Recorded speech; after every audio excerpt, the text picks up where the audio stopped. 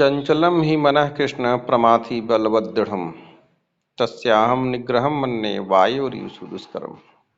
अर्जुन कृष्ण से कहता है, हे केशव, यह मन तो बहुत ही चंचल है। मैं अपने बाणों की ताकत से वायु की गति को रोक सकता हूँ, लेकिन इस चंचल मन को रोक पाना मेरे लिए संभव नहीं है। कृष्ण कहते हैं, मन पर नियंत्रण पाना मुश्किल जरूर है, लेकिन असंभव नहीं है। मैं तुझे यह बात समझाता हूं कि तू अपने मन पर नियंत्रण कैसे हासिल करें। कृष्ण कहते हैं, असंशयम महाबाहो मनो दुर्निग्रहम चलम अभ्यासेन तु कौन्तेय वैराग्येण च गृह्यते। ये पार्थ,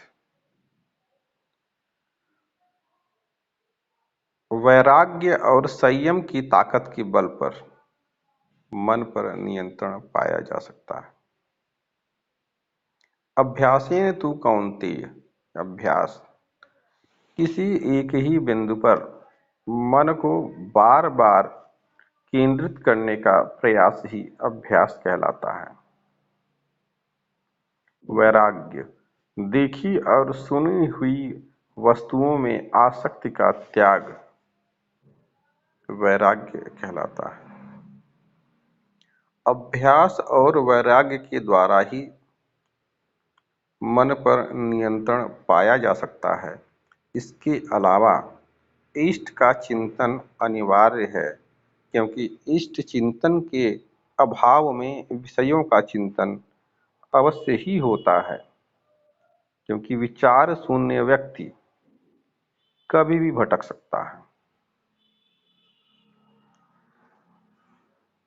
कृष्ण कहते हैं, ध्यायतु विषया पुंसः संगस्तेषु उपजायते संजा संजायते कामः कामात् क्रोधो विजायते क्रोधात् भवति सम्मोहः सम्मोहात् स्मृति विभ्रमः स्मृति विभ्रंशात् बुद्धिनाशो बुद्धिनाशात् प्रणश्यति राग देश वियुक्तस्य विषया इन्द्रियश्चरण आत्मशेर्विधेयात्मा प्रसादमिति गच्छति प्रसादे सर्वदुःखानां हानिरसोपजायते प्रसन्नचेतसो हास्य बुद्धि परवतिष्ठते।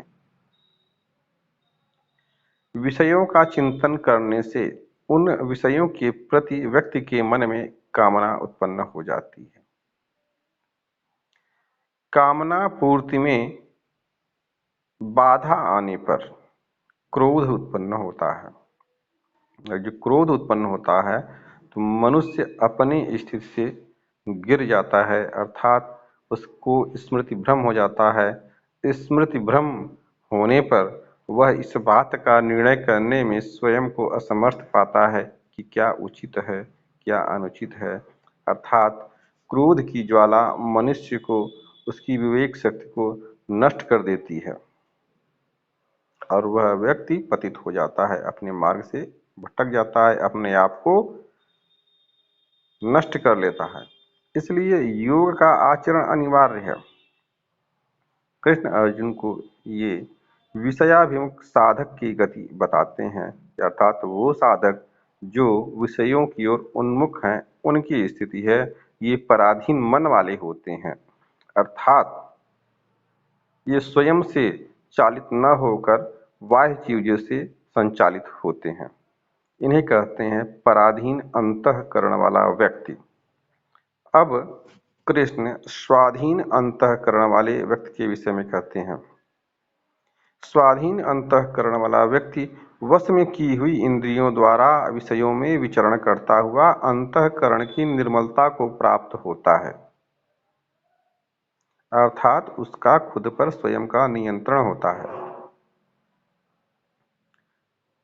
इस तरह भगवान कृष्ण अर्जुन को मन पर नियंत्रण करने की विधि समझाते हैं। तो आइए मित्रों, हम अब आज आपसे विदा लेते हैं और फिर क्रमशः आपको इसी प्रकार से गीता के सूत्रों के माध्यम से अपने जीवन को संचालित करने की विधियों से आपको अवगत कराते रहेंगे। जय श्री कृष्णा।